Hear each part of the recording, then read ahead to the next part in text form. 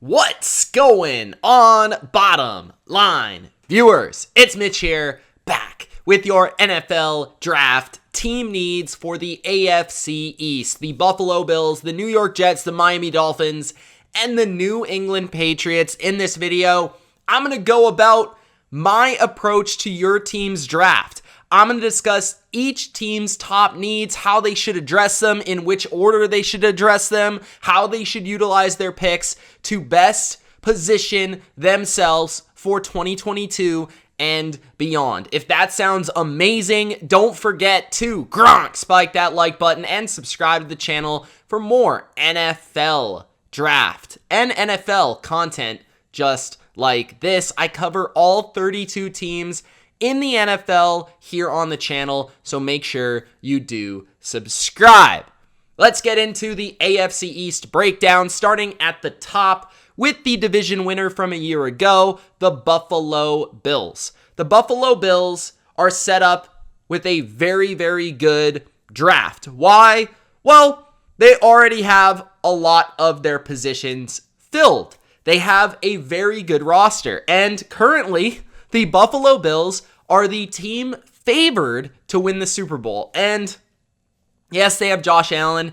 Yes, they have a good coaching staff, but you are not positioned in that way. You are not looked at in that way if you don't have a good team, if you don't have a good roster, and if you really don't have all of your positions with some sort of depth or some sort of talent. So, the Buffalo Bills are one of those teams that has already addressed some of their areas in need through free agency, which is smart, but they still have some areas that they could upgrade. And those areas to me are the guard position, potentially the right tackle position, running back, corner, and safety. Now the Bills still have their first round pick, their second round pick, and their third round pick. They did not have to trade any of these assets to get players like some of the other contenders in this conference.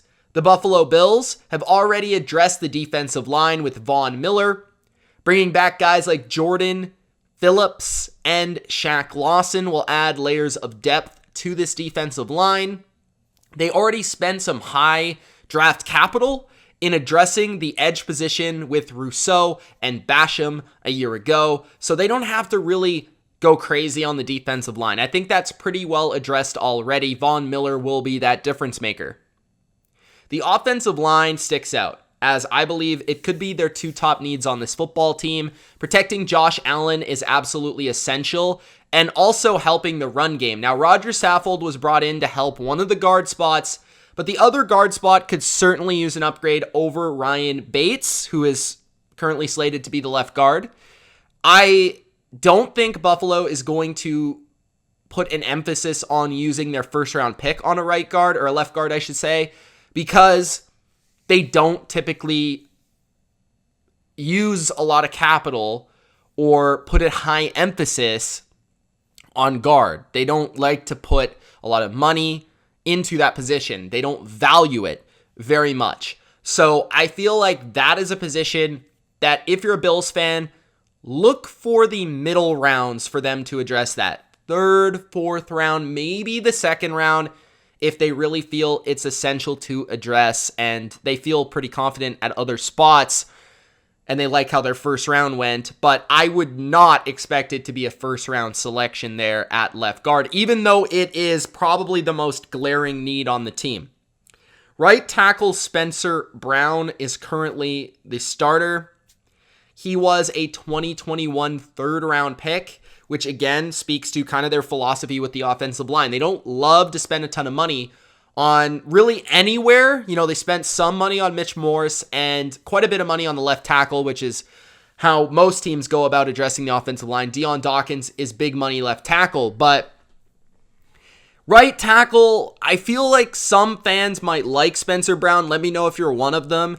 I feel like others might want to see an upgrade there, but he is a young player entering his second year, so you could see some definite progression there, which makes me wonder if they're going to look to address that and double down there, because they did spend a third last year for him. So maybe they look to that position in the first round if they're in love with a tackle prospect, but I don't really believe that there's going to be one that you can hit a home run on in the late first round. I think you'd have to be higher in the first round to do so. I would look to the corner position if you're the Buffalo Bills in the first round.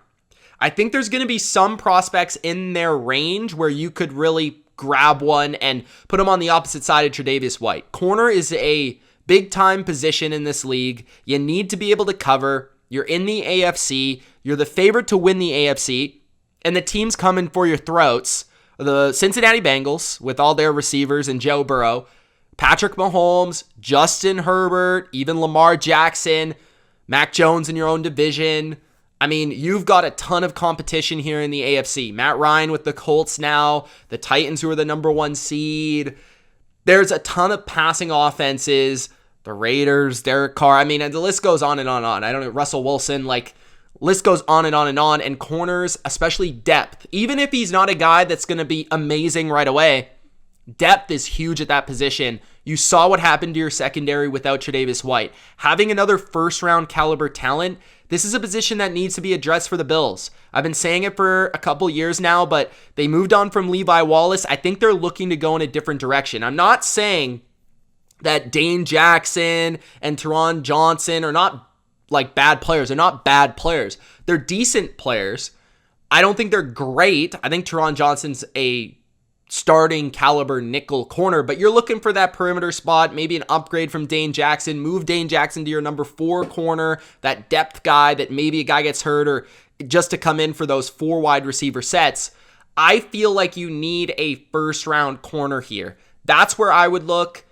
That's how I would address it. Look to get faster, look to go more athletic and maybe a little bit more man coverage type of style where you can switch from heavy zone to some man. And I feel like they were trending in that direction last year. I feel like the Buffalo Bills need to just add a piece to that secondary. And I think it will be at the corner position. Safety is intriguing because Micah Hyde and Jordan Poyer are getting a little bit older, but I don't think they're going to spend a high pick on that. I would see maybe a later pick. I wouldn't be shocked if it was like a 3rd round pick to maybe add that 3rd safety to the rotation, a young guy that they can maybe develop. And again, getting faster. This has been an emphasis, getting faster, getting more athletic in the back end. I think that could be a big deal, but I think it's going to come at corner. Now, linebacker, I'd also look for them to maybe add some depth behind Matt Milano, who does miss some games. Now, I would look to see maybe a veteran in that regard. They do typically bring in like an AJ Klein type in case Matt Milano gets hurt, who has had some injury history in the past. So running back is another big question for your team that a lot of fans want to see you address. And I think that running back, Devin Singletary, Duke Johnson, Zach Moss. If I'm really looking at it, Duke Johnson was brought in to be more the receiving back. Devin Singletary has been your true starter and hasn't been bad, but could definitely use a little bit more explosiveness at that position. I would look for them to look and add a in-between the tackles runner that can maybe be an upgrade from what they thought they were going to get in Zach Moss to add more of a power element to this offense that has been missing. So that's what I would look for them to add at the running back position. Wide receiver is good short term with the 4 receivers you got there. Bringing in Jamison Crowder, replacing Cole Beasley, Gabe Davis, Stephon Diggs, and Isaiah McKenzie. That's fine. That's good. Tight end OJ Howard is there to back up Dawson Knox. I don't think you need to look at that position. So really, I think it's corner in the first round if it were me. I wouldn't be shocked by offensive line either, but I do think they're going to look to address that later in the draft. And then potentially linebacker, safety depth down the road in the draft, like 4th, 5th, 6th, 7th round. And then running back is also going to be in the mix 4th, 5th, 6th, 7th round. That's how I view the Buffalo Bills draft. Corner, secondary at the top, getting faster on defense, coverage, offensive line, and then the rest. That's the Buffalo Bills. Let's move to the next team, the Miami Dolphins. I know there's going to be a bunch of Miami Dolphins fans in the comments that say I'm a hater. It's all good though. I'm here to play GM and help you guys out. So, The Miami Dolphins don't have a ton of picks, obviously. They spent a ton of them to get Tyreek Hill, which is totally cool and totally understandable. Great trade for you. Tyreek Hill's a difference maker. He is an amazing football player. I will never, ever get mad at adding an amazing football player, especially when a lot of picks, especially when you guys pick players, you can miss on a bunch of players. That's just my shot for the video. But I do feel like the Miami Dolphins are in a good spot. Now, they don't have a ton of picks. I don't even know if they're picking until day 3. I think maybe late day 2. But the Miami Dolphins don't have a ton of picks. I could see them looking for still the offensive line. Now, the question here is, Teron Armstead, Connor Williams, they spent money on to get in free agency. I think those are good signings. But left side's covered. Center, I think they're going to go in with what they got. But you could maybe look for a center. I wouldn't be shocked by that.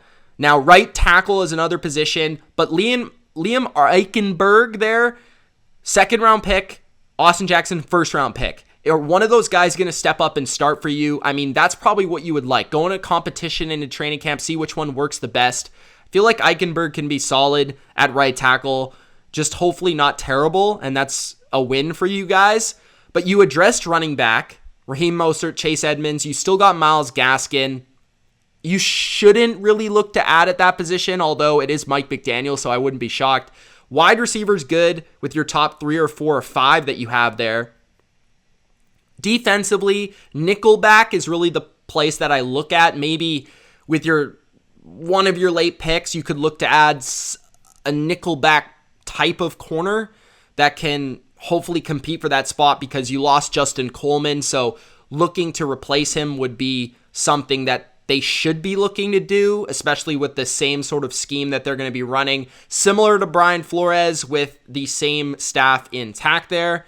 And then maybe linebacker as well later in the draft. So the way that I view Miami is I would be a little surprised if they went tackle just because of all of the high priority picks they've spent already on that position in 2020 and 2021. So right tackle is not the position I view them to go with, even though they probably still need it.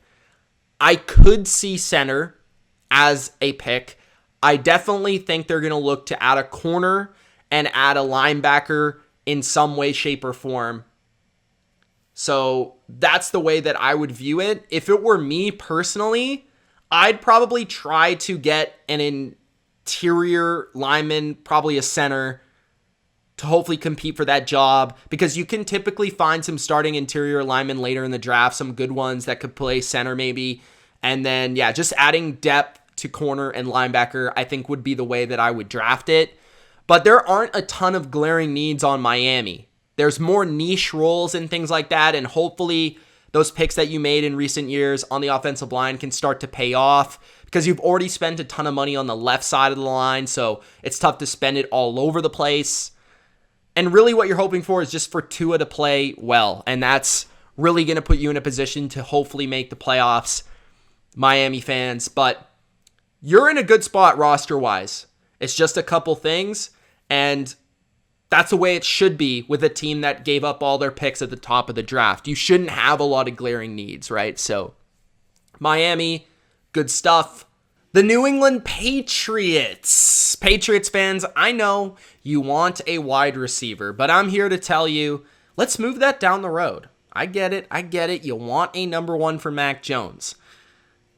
Move it down the road. Why? Because we have other needs that I think this team needs more.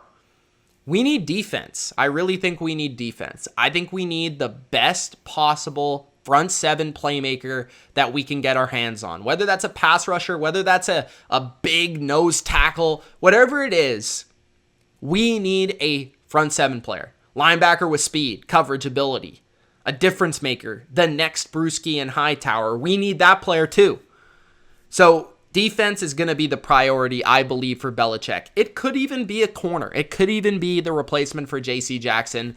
Personally, I think that would be a bad usage of assets. Like, I don't really want to try to replace J.C. Jackson because what is the point of trying to get a corner in the first round that I don't think is going to live up to J.C. Jackson right away? I don't think he's going to be J.C. Jackson. So, and personally, I look at the Patriots, And I view them as moving away from the corner position a little bit. Right, the depth chart right now, Jonathan Jones is back as the nickel corner. I still think he'll be a good player off the injury. Jalen Mills was good last year, despite what fans may say about him. And Malcolm Butler, last time he played, was a solid corner. I think can still be that in this league. And you got Sean Wade, who might develop. You've got Miles Bryant as some depth there as a safety corner, nickel type hybrid.